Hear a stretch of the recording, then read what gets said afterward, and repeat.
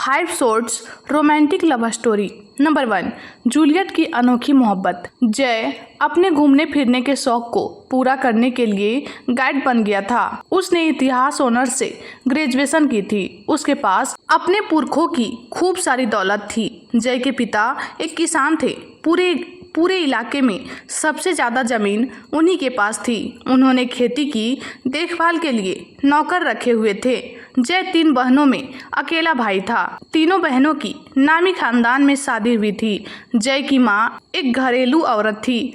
भारत के बहुत से ऐतिहासिक पर्यटक स्थलों के मुलाजिम, वहाँ के दुकानदार और तमाम लोग जय को पहचानते थे। इस बार जय गाइड के रूप में बोध गया हुआ था। विदेशी पर्यटकों में उसकी मुलाकात जूलियट और उसकी माँ से हुई।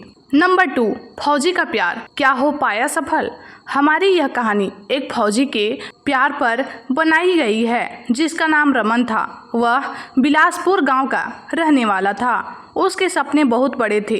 वह अपनी जिंदगी में बहुत कुछ करना चाहता था। एक दिन रमन सो रहा था। उसने एक सपना देखा कि वह अपने देश के लिए शहीद हो गया है। तभी से उसने फौजी बनने की ठान ली। जब उसने यह बात अपने माँ बाप को बताई तो वे चिंतित हो गए। उन्हें लगा कि अगर उनका बेटा फौजी बनकर उससे दूर चला गया तो वे अकेले कैसे रहेंगे।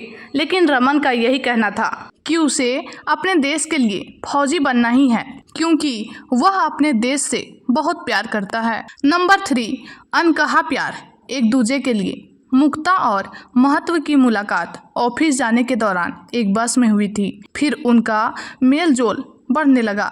एक दिन तेज बारिश के समय महत्व ने मुक्ता को ऑफिस न जाने को कहा और अपनी बाइक पर उसे घुमाने ले गया। आगे क्या हुआ? काले काले बादलों ने आसमान में डेरा डाल दिया। मुक्ता तेजी से लॉन की तरफ दौड़ी। सूखे हुए कपड़ों को हटाने के लिए बूंदों ने झमाझम बरसना शुरू कर दिया। कपड़े उतारते उतारते मुक्ता काफी भीग चुकी थी। अंदर आते ही उसने छींकना शुरू कर दिया। माँ बड़बड़ाते हुए बोली, मुक्ता, मैंने तुझसे कितनी बार कहा है कि भीगा मत करो, लेकिन तू मानती ही नहीं। मुक्ता ने शांत भाव से कहा, माँ, आप सो रही थी इसलिए मैं खुद चली गई। माँ, अगर आप जाती तो आप भी तो भीग जाती ना। माँ दुलारते हुए बोली, मेरी बेटी माँ को इतना प्यार करती है।